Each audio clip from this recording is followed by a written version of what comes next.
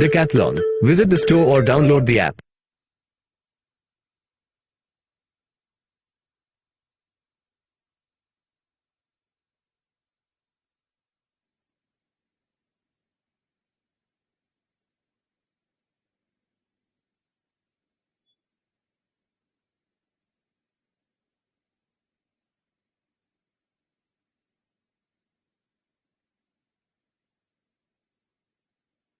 Okay, so first of all हम बात कर रहे हैं यहाँ पे ट्रेनिंग सेशन की for the grade A and the grade B examination. So welcome to all of you in the Mahindra's training session. I hope मेरी voice जो है वो ऑडिबल होगी. प्लीज कमेंट बॉक्स में रिप्लाई कर दीजिएगा एंड वीडियो इज क्लियर.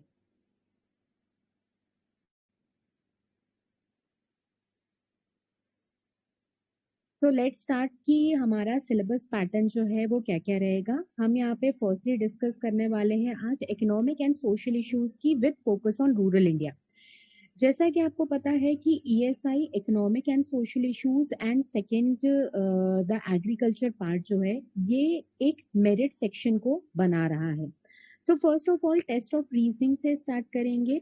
तो हमने देखा कि ये जो है एग्जामिनेशन पैटर्न आपको देखने को मिलेगा. ठीक, एग्जामिनेशन पैटर्न में आप देख सकते हो कि जो economic and social issues part है and agriculture and rural development वाला पार्ट है, ये जो है ये दोनों ही सेक्शन एक मेरिट सेक्शन को डिस्क्राइब किया गया है.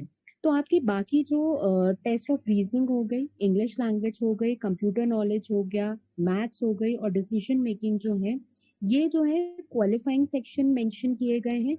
और दो topics economic and social issues और agriculture and rural development that is ARD, ये दोनों ही पार्ट्स को मेरिट सेक्शन में काउंट किया गया है. सेकेंड जो पॉइंट उन्होंने मेंशन किया है वो ये मेंशन किया है कि शॉर्ट लिस्टिंग जो होगी कैंडिडेट्स की मेन एग्जामिनेशंस के लिए, वो मार्क्स जो स्कोर्ड होगा मेरिट सेक्शन में उस पे क्या रहेगी, पूरी तरीके से बेस्ड रहेगी. तो मोर ओवर ये दोनों टॉपिक्स जो हैं वो इम्पोर्टेंट हैं. क्वेश्चंस जो हैं 40 क्वेश्चंस आने हैं, 40 मार्क्स के क्वेश्चंस आने हैं. ठीक है, ईएसआई में भी और एआरडी में भी 40 क्वेश्चंस हैं, 40 मार्क्स के क्वेश्चंस हैं. आपको जो है वो कंपोजिट टाइम दिया गया है सारे सेक्शंस के लिए प्री एग्जामिनेशन में, और वो है 120 मिनट्स का कंपोजिट टाइम है. आपको 200 क्वेश्चंस हैं और 200 जो है वो क्या है, मार्क्स हैं. तो ये इस तरीके का पैटर्न है. तो आपने पैटर्न आई होप पहले ही देख लिया होगा और आप वेल अवेयर होगे इस पैटर्न से. अच्छा, कमेंट बॉक्स में बताइएगा ऐसे कितने लोग हैं जिन्होंने पहले भी एग्जामिनेशन दिया है नाबार्ड का फॉर द ग्रेड ए और ग्रेड बी पैटर्न के लिए.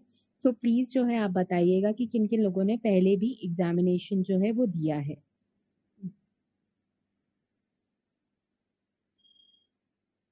जी,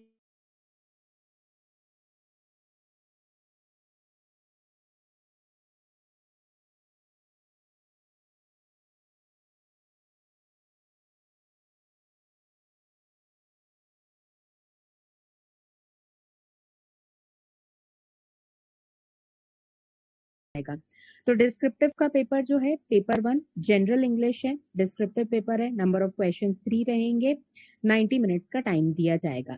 इसके अलावा अगर आप पेपर 2 की बात करोगे मेंस एग्जामिनेशन में, तो पेपर 2 में again economic and social issues है. अगर आपने किसी स्ट्रीम से फॉर्म फिल किया है तो आपको स्ट्रीम स्पेसिफिक क्वेश्चंस ही पूछे जाएंगे. क्वेश्चन ऑब्जेक्टिव भी रहेंगे, 30 क्वेश्चंस रहेंगे 50 मार्क्स के, जिसके लिए आपको 30 मिनट्स मिलेंगे पेपर 2 में.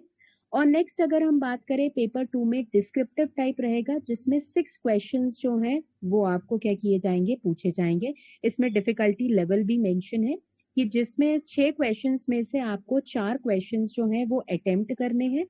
इन 4 क्वेश्चंस की बात करें तो 2 क्वेश्चंस जो रहेंगे वो 15-15 मार्क्स के रहेंगे 2 क्वेश्चन, और जो बचे हुए 2 क्वेश्चन रहेंगे वो 10-10 मार्क्स के रहेंगे. ठीक, तो अगर हम देखें तो फिर से इकोनॉमिक एंड सोशल इश्यूज वाला पार्ट जो है यहाँ पे इंपॉर्टेंट बन जाएगा पेपर 2 के लिए भी.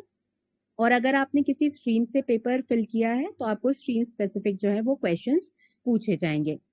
अब मेरा एक सजेशन रहेगा सबको, जिन लोगों की कंप्यूटर टाइपिंग उतनी फास्ट नहीं है, वो थोड़ा अभी से शुरुआत कर दें और अपना हैंड जो है वो जमा लें कंप्यूटर टाइपिंग में, क्योंकि कंप्यूटर टाइपिंग एक इम्पोर्टेंट रोल प्ले कर रही है।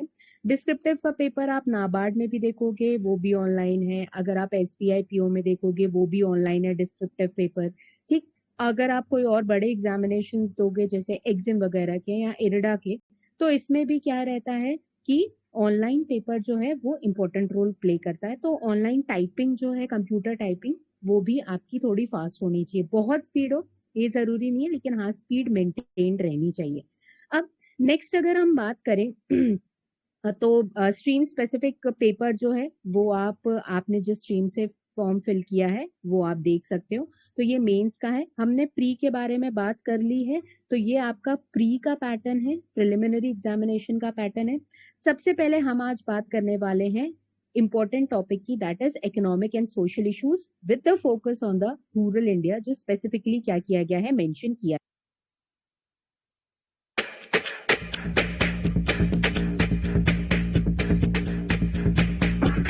Show them how it's done. Show them how it's done. Show them how it's done. When you ride the Trampler, you go beyond the same roads, same turns, same signs, same rhymes, same ups, same downs, same places, faces, sounds, silence. Ride the Apollo Trampler, built for ultimate adventures. Go beyond sameness.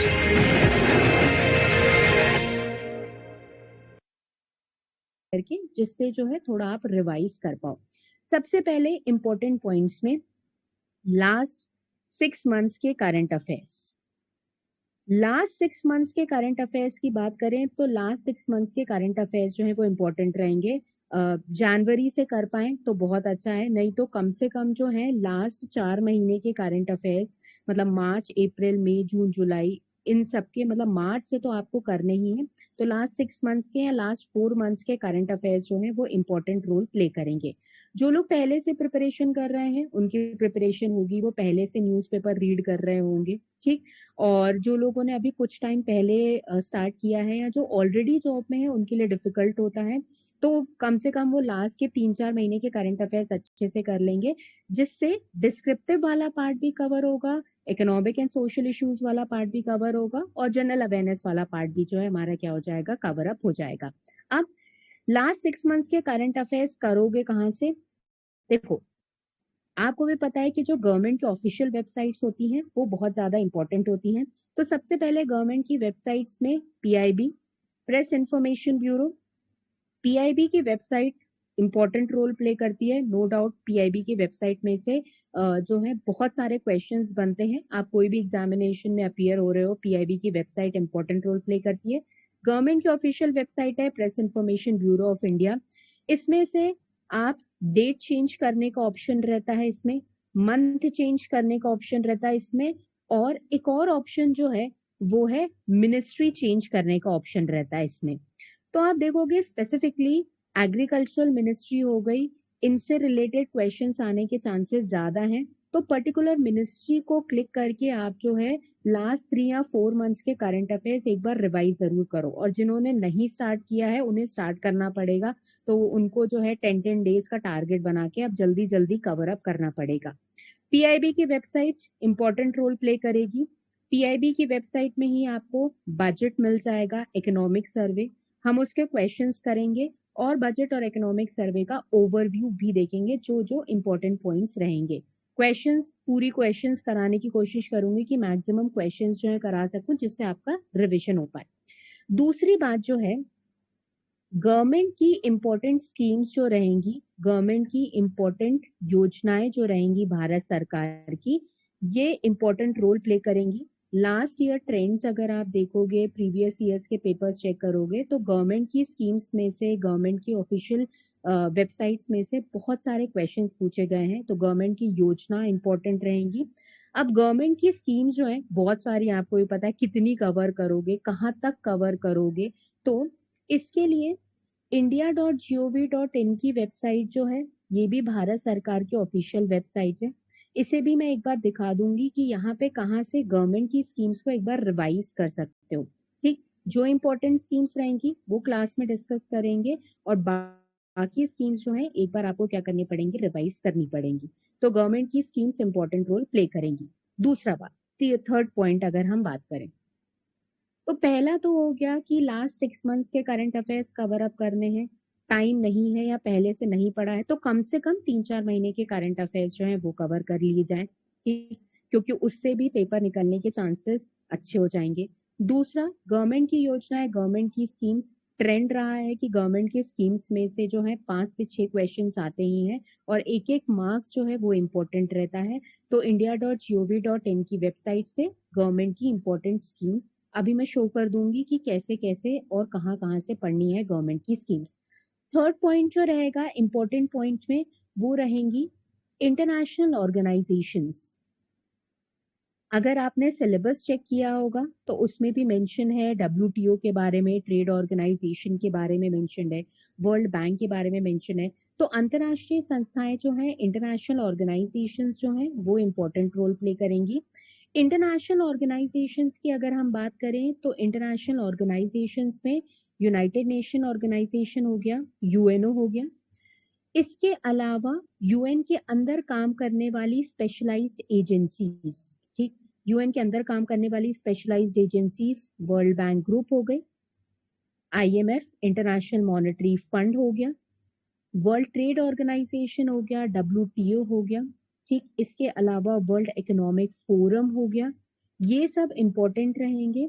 तो UNO और उसकी specialised agencies के बारे में भी हम discussion करेंगे।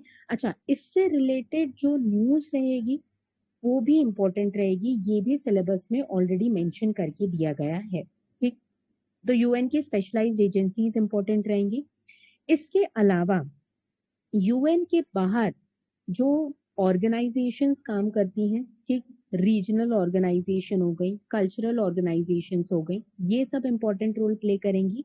जैसे कि आसियान हो गया, ठीक, एशिया पैसिफिक इकोनॉमिक कोऑपरेशन हो गया, एपेक हो गया, ठीक, इसके अलावा बिम्स्टेक हो गया। तो ये सब भी क्या रहेगा, हमारे लिए इंपॉर्टेंट रहेगा। SCO हो गया, शंघाई कोऑपरेशन ऑर्गेनाइजेशन हो गई, अदर रीजनल ऑर्गेनाइजेशन में G20 का समिट हो गया। तो ये सारी ऑर्गेनाइजेशंस जो रहेंगी ये इंपॉर्टेंट रहेंगी, तो इसे भी कवर अप करना है। तो टाइम कम है और ज्यादा चीजें क्या करनी है, हमें कवर अप करनी है, तो थोड़ा अपने स्पीड को पेस देनी पड़ेगी। जो लोग पहले से तैयारी कर रहे हो उन्हें सिर्फ रिवीजन की रिक्वायरमेंट रहेगी, और जो लोग बिल्कुल नए हो तो उनको क्या करना पड़ेगा, थोड़ा अब अपने टाइम को ज्यादा स्पेंड करना पड़ेगा। नेक्स्ट अगर हम बात करें तो ये कुछ इंपॉर्टेंट पॉइंटर्स रहेंगे जो हमारे लिए इंपॉर्टेंट रहेंगे, इसे साइड बाय साइड आप लोग करना स्टार्ट करो, ठीक है। अब सबसे पहले कौन कौन से सेक्शन को इम्पोर्टेंट कहा गया है और सिलेबस में क्या क्या पॉइंट्स मेंशन किया गया है और हमें क्या क्या कवर अप करना है इन 6 दिनों में, उसके बारे में बात करते हैं। सबसे पहला पॉइंट जो कहा गया है वो कहा गया है सिलेबस में, nature of Indian economy. Bharat की अर्थव्यवस्था जो है उसका नेचर कैसा है, उसके बारे में हमें बात करनी है। सबसे पहले मिक्स्ड इकोनॉमी हो गई, प्राइवेटाइजेशन हो गया, ग्लोबलाइजेशन हो गया, इंडिया में इकोनॉमिक रिफॉर्म्स कैसे कैसे हुआ, इसके अलावा प्लानिंग हो गई, ठीक। प्लानिंग की बात करें, पंचवर्षीय योजनाएं हो गई, 5 ईयर प्लान्स हो गए, नीति आयोग के बारे में बात करनी है। तो सबसे पहला टॉपिक जो हम लेंगे वो इंडियन इकोनॉमी के नेचर को लेंगे, जिसमें हम इंडियन इकोनॉमी कैसे कैसे इवॉल्व हुई, ठीक, मिक्स्ड इकोनॉमी पर हम कैसे आए, कौन कौन से इकोनॉमिक रिफॉर्म्स हुए, ग्लोबलाइजेशन करके कैसे प्राइवेटाइजेशन किया गया, कौन सी पंचवर्षीय योजना में जो है 5 ईयर प्लान में ऐसा किया गया, ये टॉपिक जो है हम कवर अप करेंगे। तो नेचर ऑफ इंडियन इकोनॉमी ये हमारा सबसे पहला टॉपिक रहेगा। सेकेंड टॉपिक जो हम कवर अप करेंगे वो करेंगे इन्फ्लेशन। अच्छा, एक बात और, कोई भी टॉपिक जब हम कवर करेंगे उसके बाद हम उसके क्वेश्चंस करेंगे, जिससे हमारा रिवीजन होगा और आपको पता चल पाए कि किस तरीके के क्वेश्चंस आते हैं। क्योंकि क्वेश्चंस अगर आप प्रीवियस ईयर्स के भी देखोगे तो क्वेश्चंस जो है वो थोड़े वास्ट फॉर्म में आते हैं, मतलब थोड़ा डिस्क्राइब्ड फॉर्म में आते हैं, तो जैसे नॉर्मल आईबीपीएस या एसबीआई के पेपर होते हैं वैसे क्वेश्चंस ना आकर थोड़ा डिस्क्राइब्ड फॉर्म में क्वेश्चंस पूछे जाते हैं, जिसमें मल्टीपल चॉइस क्वेश्चन के भी मल्टीपल मतलब फर्स्ट सही है, सेकंड सही है, सारे सही है, सारे गलत है, इस तरीके के क्वेश्चंस भी आपको देखने को मिलेंगे। Second topic that we will discuss about inflation. जो हम डिस्कस करेंगे वो रहेगा इन्फ्लेशन, मुद्रास्फीति या फिर महंगाई। सबसे पहली बात, इन्फ्लेशन से रिलेटेड जितने भी टर्म्स हैं उनमें क्लैरिटी वो करेंगे सबसे पहले, जैसे कि इन्फ्लेशन हो गया, ठीक। इसके अलावा एक टर्म हो जाता है दैट इज डिफ्लेशन, एक टर्म हो जाता है that is disinflation, inflation, deflation, disinflation, रीफ्लेशन, stagflation, skewflation. तो पहले इन सारे टर्म्स को क्या करेंगे, डिस्क्राइब करेंगे। स्टैगफ्लेशन हो गया, स्क्यूफ्लेशन हो गया, ठीक। इन्फ्लेशन के टाइप्स हो गए, पहले इन्हें डिस्क्राइब करेंगे, ज्यादा टाइम नहीं लगेगा, इजीएस्ट फॉर्म में बताने की कोशिश करूंगी, और उसके बाद जो है इन्फ्लेशन की कैलकुलेशन पर आएंगे, क्योंकि कैलकुलेशन वाले पार्ट में से भी क्वेश्चंस पूछे जाते हैं, ठीक। कैलकुलेट कैसे किया जाता है, कौन कौन से मेथड से इन्फ्लेशन को कैलकुलेट किया जाता है, उसके बाद गवर्नमेंट और आरबीआई ने जो टारगेट्स रखे इन्फ्लेशन के, कितना परसेंट इन्फ्लेशन रहेगा, इकोनॉमिक सर्वे, आर्थिक सर्वेक्षण में क्या कहा गया, उसे डिस्कस करेंगे, क्योंकि गवर्नमेंट की रिपोर्ट्स, आरबीआई की रिपोर्ट्स इंपॉर्टेंट रोल प्ले करेंगी। नाबार्ड की खुद की रिपोर्ट भी बहुत इंपॉर्टेंट रहेगी, तो नाबार्ड की रिपोर्ट को थोड़ा बाद में डिस्कस करेंगे, लेकिन उसे कवर अप करना भी उतना ही ज्यादा इंपॉर्टेंट है जितना इंपॉर्टेंट बाकी सारे सेक्शंस को है।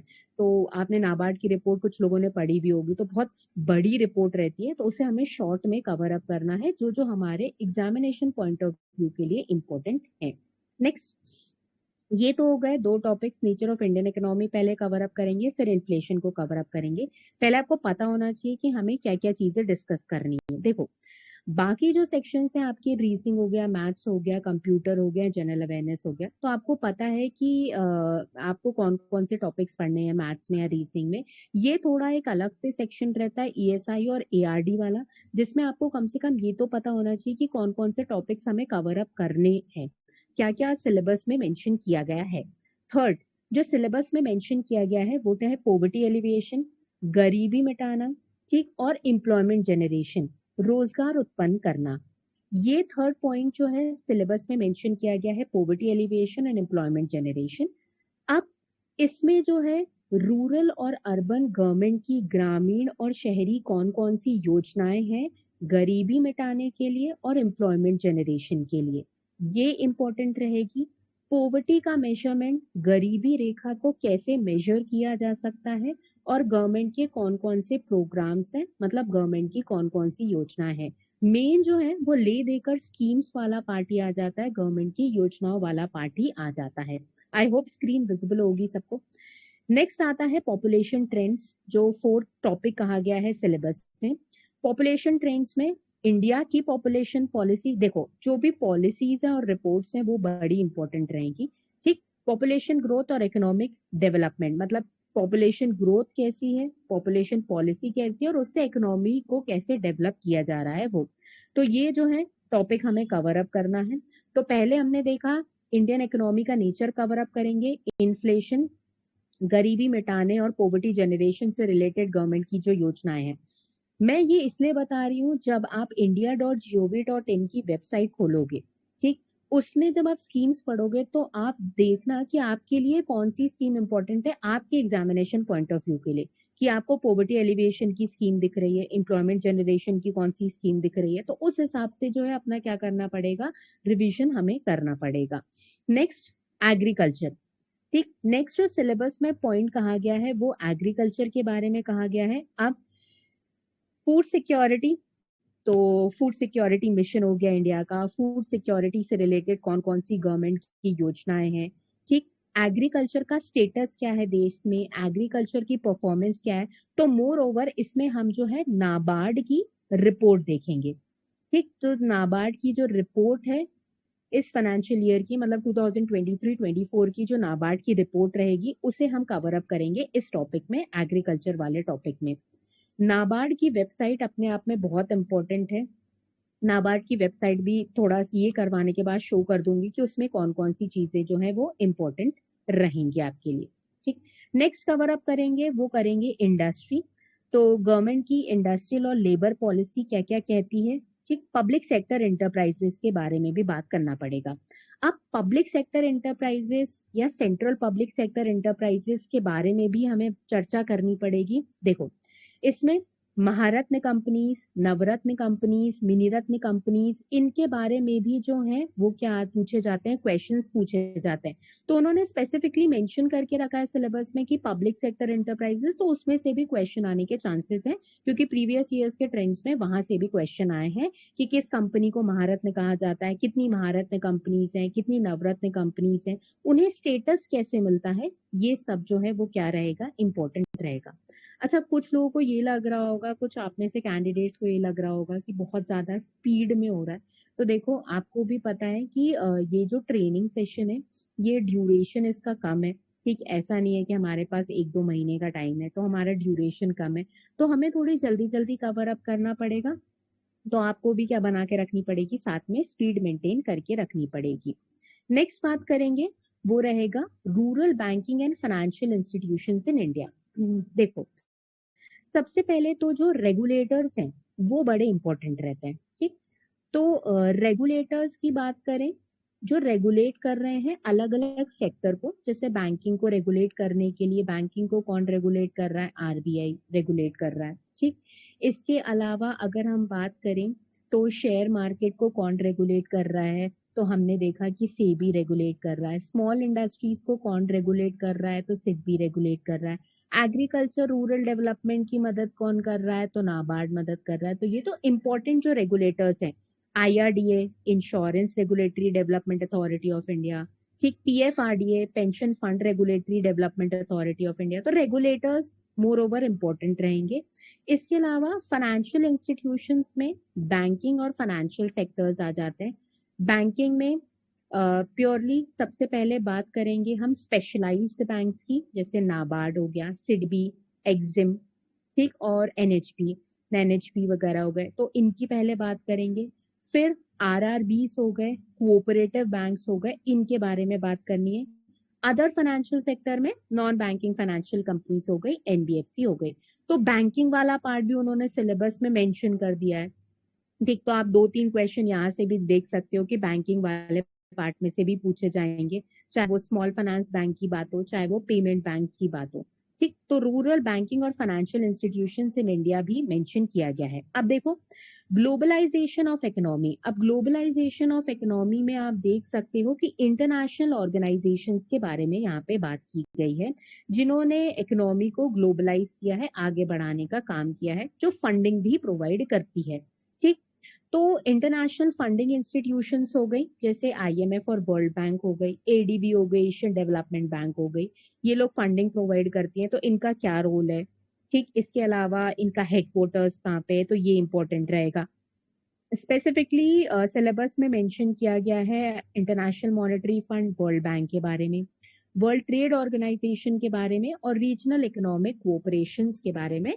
मतलब जो रीजनल ऑर्गेनाइजेशन है, जैसे आसियान हो गई, एपेक हो गई, बिम्स्टेक हो गई, इन सब के बारे में भी क्या की गई है, यहाँ पे चर्चा की गई है सिलेबस में। तो ये 2 टॉपिक्स जो हैं वो इम्पोर्टेंट रहेंगे हमारे लिए। तो हमें थोड़ा थोड़ा करके जो है मोर ओवर सारे टॉपिक्स को कवर अप करना है। Social structure in India next topic जो कहा गया है। सोशल स्ट्रक्चर ऑफ इंडिया में जेंडर इश्यूज जो हैं, इसके अलावा एजुकेशन हो गई, हेल्थ एंड एनवायरनमेंट हो गया, इससे रिलेटेड जो गवर्नमेंट की स्कीम्स हैं उसके बारे में बात हो गई, माइग्रेशन जो होता है, पलायन जो होता है इधर से उधर, ये सब सोशल स्ट्रक्चर का पार्ट है। तो इससे रिलेटेड थोड़े थोड़े क्वेश्चंस कराऊंगी, जिससे थोड़ी क्लैरिटी आए। इस टॉपिक में से बहुत ज्यादा डिफिकल्ट क्वेश्चंस नहीं आते, क्योंकि एजुकेशन से रिलेटेड जो स्कीम्स भी है गवर्नमेंट की, जैसे सर्व शिक्षा अभियान हो गया, ठीक है, और स्कीम्स जो है आप लोग कमेंट बॉक्स में बताना जो एजुकेशन से रिलेटेड है, हेल्थ से रिलेटेड स्कीम्स है, एनवायरमेंट हो गया। ठीक, तो इसमें से जो है क्वेश्चंस थोड़े इजी आते हैं, तो क्वेश्चंस के फॉर्म में इसे करवाने की कोशिश करूंगी। स्पेसिफिकली एजुकेशन वाले टॉपिक को अलग से मेंशन किया गया है क्योंकि गवर्नमेंट की एजुकेशन पॉलिसी के बारे में इसमें बात की जाएगी। तो जो न्यू एजुकेशन पॉलिसी है उससे रिलेटेड बात की जाएगी। मुझे कमेंट बॉक्स में बताना कि जो न्यू एजुकेशन पॉलिसी है ये कौन से ईयर पे लागू की गई थी और पुरानी वाली एजुकेशन पॉलिसी कब की है। तो नई एजुकेशन पॉलिसी का ईयर भी बताना और पुरानी वाली एजुकेशन पॉलिसी के बारे में बताना कि वो कौन से ईयर में लाई गई। सो आप लोग जो है कमेंट बॉक्स में प्लीज मेंशन कर देना।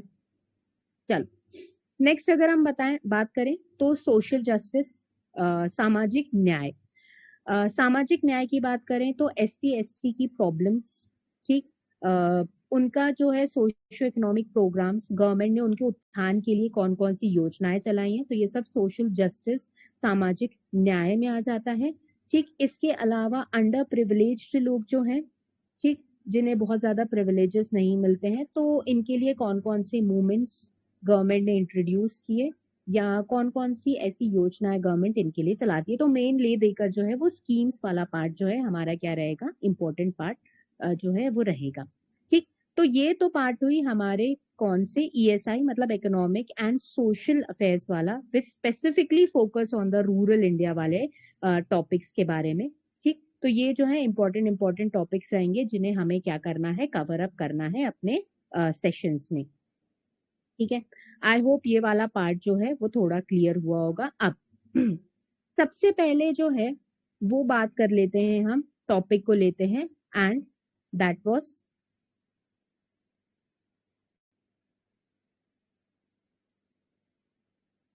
इन्फ्लेशन। थोड़ा सा बात करेंगे इसके बारे में क्योंकि हमें रिपोर्ट करनी है और इकोनॉमिक सर्वे करना है। उससे पहले जो मैंने वेबसाइट्स बताई हैं उसको मैं थोड़ा सा शो करना चाहूंगी कि किस तरीके से जो है आपको वहां से पढ़ना है। आई होप स्क्रीन शो हो जाएगी सबको, तो बताना स्क्रीन शो हो रही है कि नहीं हो रही।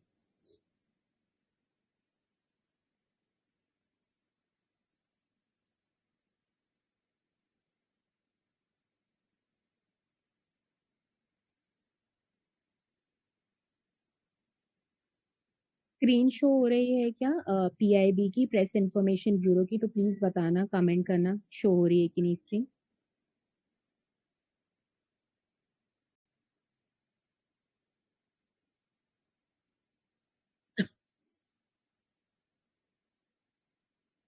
आई होप स्क्रीन शो हो रही होगी सबको।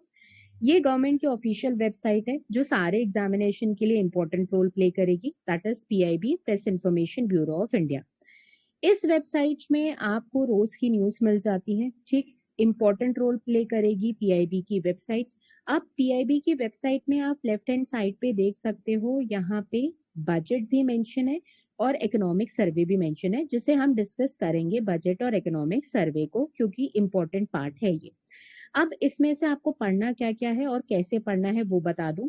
जैसे कि मैंने कहा कि एग्रीकल्चरल मिनिस्ट्री और रूरल डेवलपमेंट मिनिस्ट्री की जो न्यूज रहेंगी वो मेन फोकस रहेगा आपका।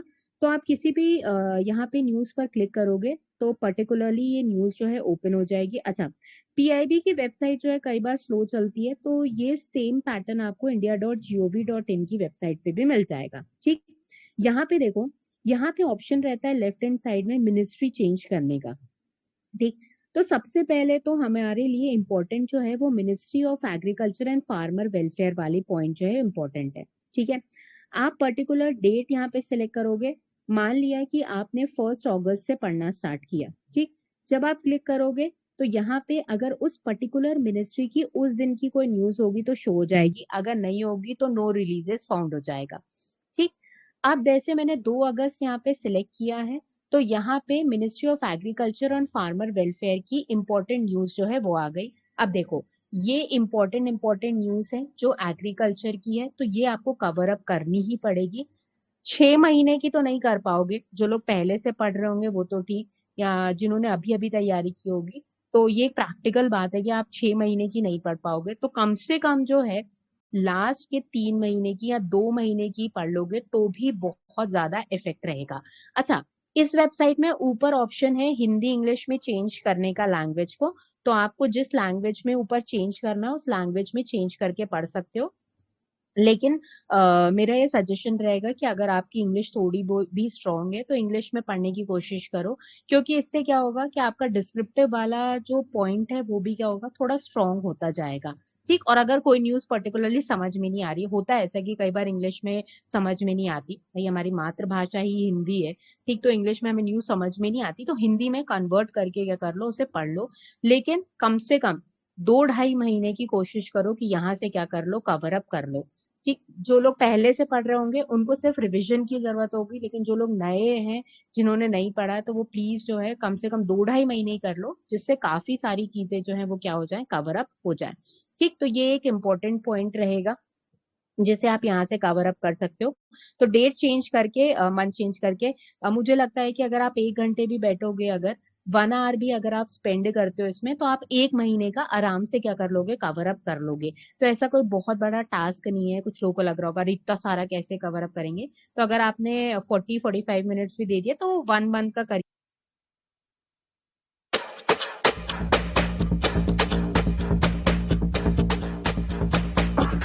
Show them how it's done. Show them how it's done. Show them how it's done. बात की थी आपको national portal of India, that is india.gov.in की वेबसाइट। तो india.gov.in की वेबसाइट को ही नेशनल पोर्टल ऑफ इंडिया भी कहा जाता है। आई होप जो है स्क्रीन विजिबल होगी, कमेंट बॉक्स में प्लीज मेंशन कर देना।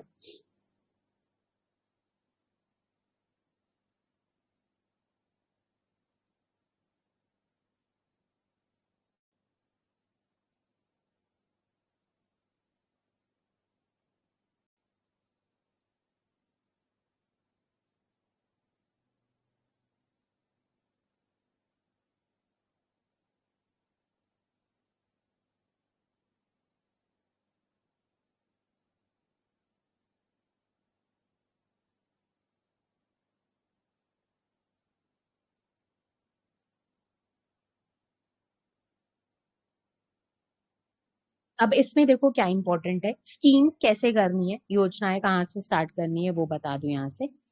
ठीक। तो इस वेबसाइट में india.gov.in की वेबसाइट में सबसे पहले तो ऊपर जो फ्लैशेस चल रहे हैं, यहाँ पे अगर आप क्लिक करोगे तो यहाँ पे जो इम्पोर्टेंट स्कीम्स रहेंगी वो ओपन हो जाती हैं। ठीक। जो न्यू रहती हैं वो ऊपर ही शो होती हैं, तो ऐसे कोई रोज नहीं बदलती हैं, तो हफ्ते में एक बार भी अगर आप पढ़ लोगे बाकी आने वाले एग्जामिनेशन के लिए भी, तो भी आपके लिए वेल एंड गुड रहेगा। देखो इस वेबसाइट में नीचे जाओगे तो यहाँ पे ऑप्शन आता है स्पॉटलाइट वाला। ठीक। इस स्पॉटलाइट वाले ऑप्शन में जब आप व्यू ऑल पर क्लिक करोगे तो यहाँ पे आपको सारी की सारी स्कीम्स जो है वो मिल जाएंगी। ठीक। अब देखो पूरी स्कीम्स तो कर नहीं पाओगे, पुरानी स्कीम्स में से भी क्वेश्चन आएगा, तो कम से कम 3-4 महीने पुरानी जो योजनाएं हैं, डेट यहाँ पे मेंशन है, उन्हें एक बार पढ़ लेना। छोटे छोटे पॉइंट्स ही दिए गए हैं, कोई ऐसे बहुत बड़े बड़े पॉइंट्स नहीं मेंशन किए गए हैं। जैसे कि निपुण भारत, अब निपुण भारत योजना आपको पता है कि एजुकेशन से रिलेटेड है, और एजुकेशन वाला जो है पॉइंट सिलेबस में मेंशन किया गया है, तो आपको निपुण भारत वाली स्कीम जो है उसे क्या करना पड़ेगा, कवर अप करना पड़ेगा। ठीक। निपुण भारत वाली स्कीम्स में कुछ चेंजेस किए गए, तो ऐसे छोटे छोटे पॉइंट्स देकर रखें, कोई बहुत बड़ी चीजें यहाँ पे नहीं देके रखी। इसमें भी हिंदी इंग्लिश में चेंज करने का ऑप्शन है ऊपर लैंग्वेज, तो हिंदी इंग्लिश में चेंज करके आप क्या कर सकते हो, पढ़ सकते हो। ठीक। तो कम से कम 3-4 महीने जो पुरानी योजनाएं हैं उसे कवर अप कर लो, और आपको जो लग रहा है कि जो एग्रीकल्चर, रूरल एरिया या एजुकेशन से रिलेटेड स्कीम है उसे कवर अप कर लो, जैसे पीएम श्री योजना हो गई। ठीक है ना। अब प्रधानमंत्री जनजातीय आदिवासी न्याय महाअभियान, तो इसमें जो है आदिवासियों के बारे में भी बात की गई है, सिलेबस में अंडर प्रिविलेज सेक्शन के बारे में भी बात की गई है। ठीक। तो मोस्टली जितनी भी आप योजनाएं देखते हो किसी भी एग्जामिनेशन में जो पूछी जाती हैं, वो india.gov.in की वेबसाइट में सारी मेंशन्ड है। तो इधर उधर योजनाओं को, स्कीम्स को ढूंढने की जरूरत नहीं है, आपके पास गवर्नमेंट की ऑफिशियल वेबसाइट है जहां से आप क्या कर सकते हो, पढ़ सकते हो और रिवाइज कर सकते हो। ठीक। अब कुछ लोग सोच रहे होंगे कि पहले से ये वाला पता होता हमें तो पहले से हम करते रहते, तो जो लोग पहले से पकड़ रहे हैं, जो लोगों ने क्लासेस लेके रखी हैं, तो मैं क्लासेस में भी नॉर्मली बताती रहती हूँ कि ये जो है इम्पोर्टेंट चीज है, जिसे आप साथ साथ कवर अप करते जाया करो। हफ्ते में, वीक में एक बार खोल के पढ़ ली, लेकिन अब आपका एग्जामिनेशन सामने है। जो लोग आगे भी एग्जामिनेशन की तैयारी कर रहे हैं, आरबीआई के लिए या फिर बैंकिंग के लिए या फिर आईआरडीआई एग्जाम हो गया, तो थोड़ी थोड़ी यहाँ से चीजें कवर अप करते जाया करो जब आपको टाइम मिले। सुबह उठे हो, मॉर्निंग में पढ़ लिया थोड़ा सा, रात में सोते समय एक दो स्कीम्स पढ़ ली, तो जिससे क्या होता जाता है, थोड़ा रिवाइज होता जाता है। यहाँ पे जो है योजनाएं बहुत सारी हैं, तो पेजेस चेंज करने का ऑप्शन है। तो सजेशन मेरा ये रहेगा कि कम से कम 2024 वाली जो स्कीम्स है वो कर लो। इसके अलावा पुरानी योजनाओं में एक बार चेक कर लो जो आपके पॉइंट ऑफ व्यू से इम्पोर्टेंट है, मतलब agriculture, rural, education, under privilege section हो गए, SC ST OBC, तो इनमें से क्या करो, इन्हें कवर अप कर लो। ठीक, तो पूरी स्कीम्स जो हैं आपको यहाँ पे मिल जाएंगी, तो आपको कहीं और से पढ़ने की रिक्वायरमेंट नहीं है कि कौन सी स्कीम है, कहाँ पे है, कौन सी नई योजनाएं, ये सब आपको यहाँ पे हमेशा मिलती रहेंगी, तो आपको ये चीजें पता होनी चाहिए। थर्ड, जो इम्पोर्टेंट वेबसाइट है हमारे लिए, तो पहले तो PIB, प्रेस इंफॉर्मेशन ब्यूरो, थोड़ा थोड़ा करके उसमें से पढ़ना स्टार्ट कर दो। दूसरी, india.gov.in की website, national portal of India की वेबसाइट। और तीसरा जो इम्पोर्टेंट रहेगी, दैट इज नाबार्ड की website. National bank for agriculture and rural development की वेबसाइट को एकदम खंगाल के जाना है, मतलब बिल्कुल इसमें से हर चीज जो है आपको पढ़ के जानी पड़ेगी। मोर ओवर, अगर आप देखोगे जब आप पेपर दोगे, तो 50% क्वेश्चंस जो रहते हैं वो नाबार्ड की ऑफिशियल वेबसाइट में से ही पूछे जाते हैं। तो नाबार्ड की ऑफिशियल वेबसाइट में बहुत सारा डेटा जो है वो मेंशन किया गया है। सबसे पहले नाबार्ड के बोर्ड ऑफ डायरेक्टर्स, तो मुझे कमेंट बॉक्स में बताना कि नाबार्ड के जो है इस समय अध्यक्ष कौन है, नाबार्ड के जो है हेड कौन है इस समय, चेयरमैन कौन है। ठीक, तो नाबार्ड को बनाने के लिए नाबार्ड का एक्ट आया, नाबार्ड कब बना, मुख्यालय कहाँ पर है। ठीक, ये छोटी छोटी चीजें हैं जो हम क्वेश्चंस के फॉर्म में कवर अप करेंगे। तो नाबार्ड के चेयरमैन का नाम जो है सब लोग बताओगे कमेंट बॉक्स में, तो प्लीज कमेंट बॉक्स में मेंशन कर देना नाबार्ड के चेयरमैन का नाम। और नाबार्ड के डायरेक्टर जो हैं, इसके अलावा कौन कौन डायरेक्टर्स हैं नाबार्ड के, आरबीआई की तरफ से अगर कोई मेंबर है तो कौन है आरबीआई की तरफ से, तो ये सब आपको अबाउट अस में मिल जाएगा। ठीक है, इसके अलावा सेकंड इंपॉर्टेंट पॉइंट नाबार्ड की वेबसाइट में, दैट इज नाबार्ड की सब्सिडरीज, नाबार्ड की सहायक कंपनी। नाबार्ड की सब्सिडरीज, नाबार्ड की सहायक कंपनी जो है, आप लिस्ट देख सकते हो, तो 7 सहायक कंपनी है, 7 सब्सिडरीज है नाबार्ड की। सबसे पहले तो किसी भी कंपनी को सब्सिडरी कब कहा जाता है, ठीक, उसकी सहायक कंपनी कब कहा जाता है, तो वो इम्पोर्टेंट पॉइंट रहेगा। तो मुझे कमेंट बॉक्स में लिखकर बताओ कि जब पेरेंट कंपनी के पास सामने वाले कंपनी के कितने % से ज्यादा शेयर्स होते हैं, तब उसे पेरेंट कंपनी की सब्सिडरी कहा जाता है। जब प्रमुख कंपनी के पास सामने वाले कंपनी के कितने % से ज्यादा हिस्सेदारी होती है, कितने प्रतिशत से ज्यादा, तब उसे सहायक कंपनी कहा जाता है। तो कमेंट बॉक्स में लिखकर बताना। तो हम देख सकते हैं कि नाबार्ड की 7 सब्सिडरीज हैं, 7 सहायक कंपनी है, सातों के नाम इंपॉर्टेंट है, सातों के फुल फॉर्म इंपॉर्टेंट है।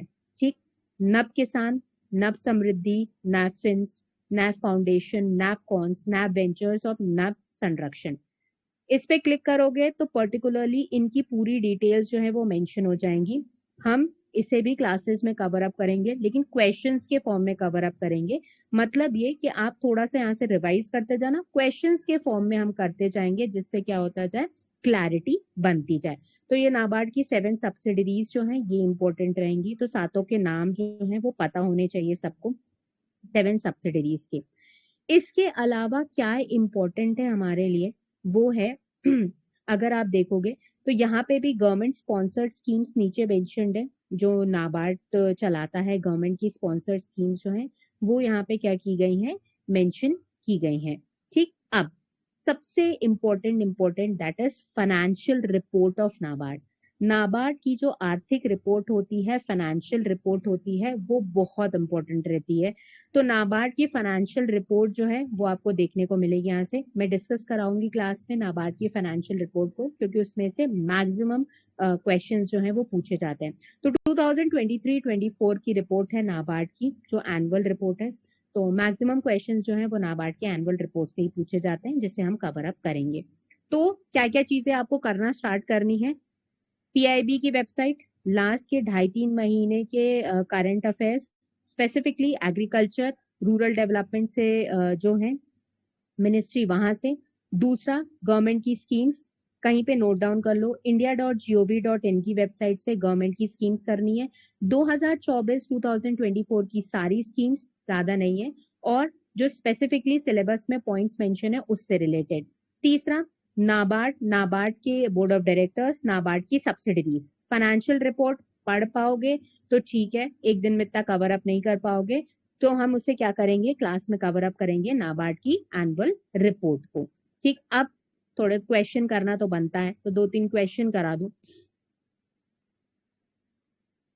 चलो, पहला क्वेश्चन है, कॉमन क्वेश्चन है, ठीक, जो सबको पता होना चाहिए। तो इस तरीके के कॉमन क्वेश्चंस भी आपको देखने को मिलेंगे। पहला क्वेश्चन आपकी स्क्रीन पर, 1 रुपए के नोट में, 1 रुपए के नोट में किसके सिग्नेचर, किसके साइन आपको देखने को मिलते हैं? 1 रुपए का जो नोट होता है उसे बंद नहीं किया गया है, ऐसा नहीं है कि 1 रुपए का नोट जो है वो बंद कर दिया गया है। 1 रुपए के नोट में किसके सिग्नेचर पाए जाते हैं? पहला, आरबीआई के गवर्नर के, दूसरा फाइनेंस मिनिस्टर के, तीसरा फाइनेंस सेक्रेटरी के, और चौथा, 1 रुपए के नोट में किसी के भी सिग्नेचर नहीं होते हैं। तो जल्दी से कमेंट बॉक्स में आंसर बताइएगा कि 1 रुपए के नोट में किसके सिग्नेचर पाए जाते हैं।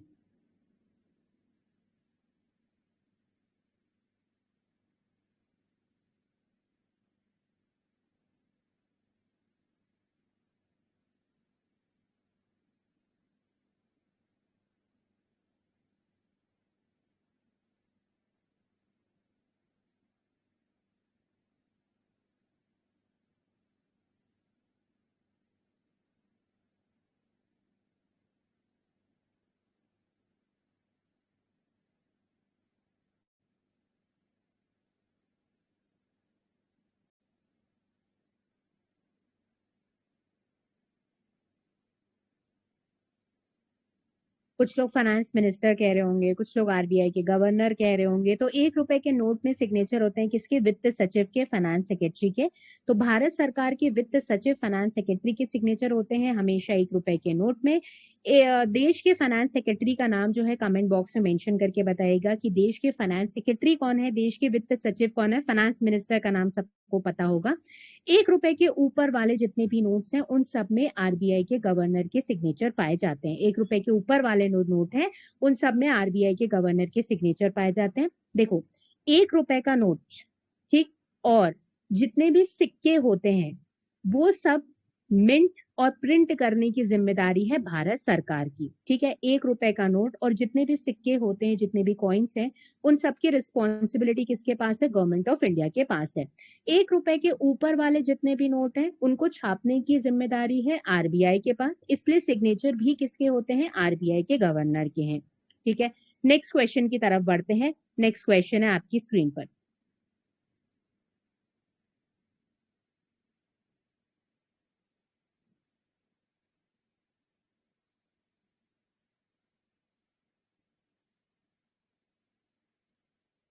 चलो नेक्स्ट क्वेश्चन आपकी स्क्रीन पर,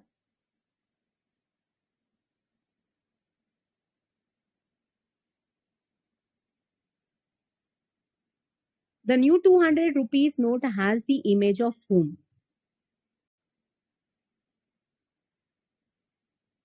200 रुपए का नोट जो है उसमें आपको बैक साइड पर कौन सी इमेज देखने को मिलती है? 200 रुपए नोट के पीछे आपको किसकी इमेज देखने को मिलती है? पहला ऑप्शन है हर नोट के पीछे किसी ना किसी की इमेज है, सांची स्तूप। दूसरा ऑप्शन है जंतर मंतर। तीसरा ऑप्शन है हम्पी का रथ। और चौथा ऑप्शन है सूर्य मंदिर, सन टेम्पल। तो 200 रुपए के नोट में आपको किसकी इमेज देखने को मिलती है? पहला ऑप्शन है सांची स्तूप, दूसरा ऑप्शन है जंतर मंतर, तीसरा ऑप्शन है हम्पी का रथ और चौथा ऑप्शन है sun temple.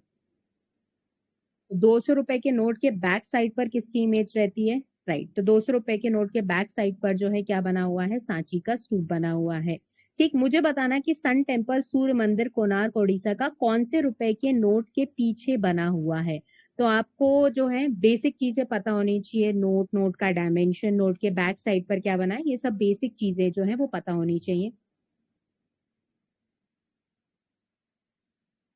Okay, next question की तरफ बढ़ते हैं। As per the government of India, Bharat सरकार के हिसाब से a small industry in which the annual turnover is more than 1 crore rupees but not more than how much crore rupees?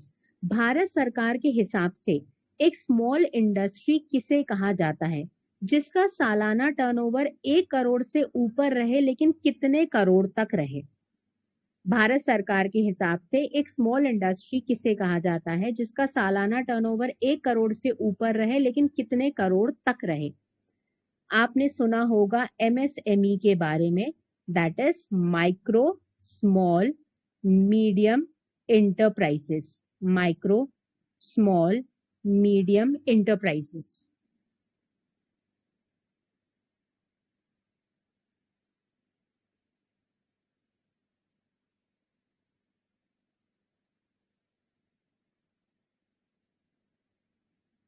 जल्दी से कमेंट बॉक्स में आंसर करें कि स्मॉल इंडस्ट्री का सालाना टर्नओवर 1 करोड़ से ज्यादा लेकिन कितने करोड़ तक रहना चाहिए तब उसे स्मॉल इंडस्ट्री में काउंट किया जाता है, राइट? तो कितने करोड़ तक रहना चाहिए? तो आंसर रहेगा कौन सा? 50 करोड़ तक। तो micro enterprise 1 crore, annual turnover 5 crore, small enterprise 10 crore, not more than 50 crore, medium enterprise 50 crore, not more than 250 crore. ठीक है, तो आंसर रहेगा कितना? 50 करोड़। देखो, एमएसएमई भी इंपॉर्टेंट रहेगा, ठीक? तो एमएसएमई भी हमें थोड़ा बहुत क्या करना पड़ेगा? कवर अप करना पड़ेगा। तो कुछ लोगों को पता होगा एमएसएमई के बारे में, माइक्रो स्मॉल मीडियम एंटरप्राइजेस की डेफिनेशन कैसे मेंशन की गई है सरकार के द्वारा।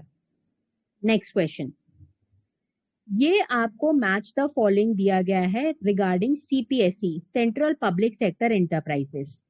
आपके पास एक कॉलम में है महारत्न, नवरत्न और मिनी रत्न कंपनीज, दूसरे कॉलम में है कि इन कंपनीज को कैसे लिस्ट किया जाता है। इनमें से कौन सा ऑप्शन जो है सही है मैच द फॉलोइंग के लिए? किस कंपनी को महारत्न कहा जाता है, किस कंपनी को नवरत्न कहा जाता है और किस कंपनी को मिनी रत्न कहा जाता है? आपके पास नीचे ऑप्शंस हैं, आपको बताना है कि इसमें से कौन सा ऑप्शन जो है वो सही है regarding Maharatna, Navratna and mini Ratna companies. जल्दी से कमेंट बॉक्स में बता दीजिए इनमें से कौन सा ऑप्शन जो है वो सही है, कौन सा मैच जो है सही है। फर्स्ट का ए होगा, सेकंड का सी होगा, थर्ड का बी होगा। मैच द फॉलोइंग करना है आपको regarding CPSE, central public sector enterprises, that is Maharatna, Navratna and mini Ratna companies.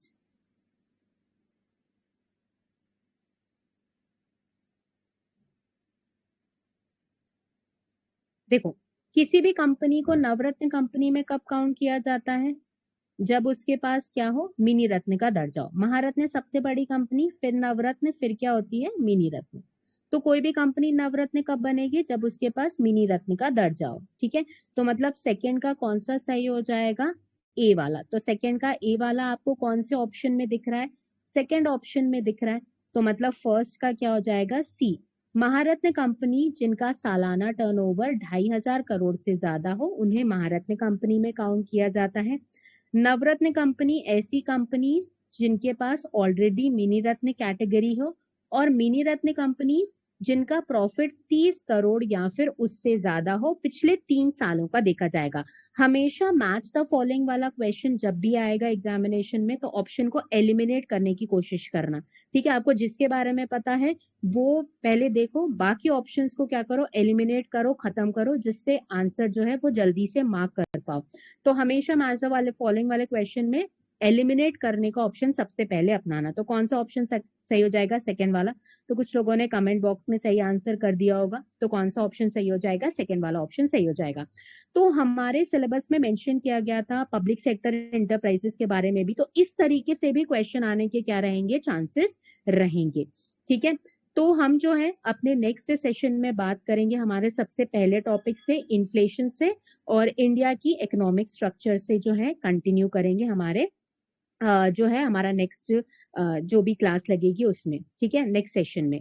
आज के सेशन को जो है यहीं पे एंड करेंगे। आई होप थोड़ी बहुत क्लैरिटी आई होगी, कहाँ कहाँ से क्या क्या चीजें पढ़नी है, थोड़ी अंडरस्टैंडिंग आई होगी। अब इतने थोड़े टाइम में बहुत सारी चीजें एक साथ कवर अप नहीं हो पाती, लेकिन थोड़ी अंडरस्टैंडिंग हो गई तो भी जो है हमारे लिए बहुत है। हमारे पास अभी और भी दिन है जिसमें हम धीरे धीरे करके क्वेश्चंस के फॉर्म में क्या करेंगे? कवर अप करेंगे। आज के सेशन को जो है क्या करते हैं, यहीं पे एंड करते हैं, फिर नेक्स्ट सेशन से कंटिन्यू करेंगे। Thank you very much to all of you. Bye bye, take care, have a nice day.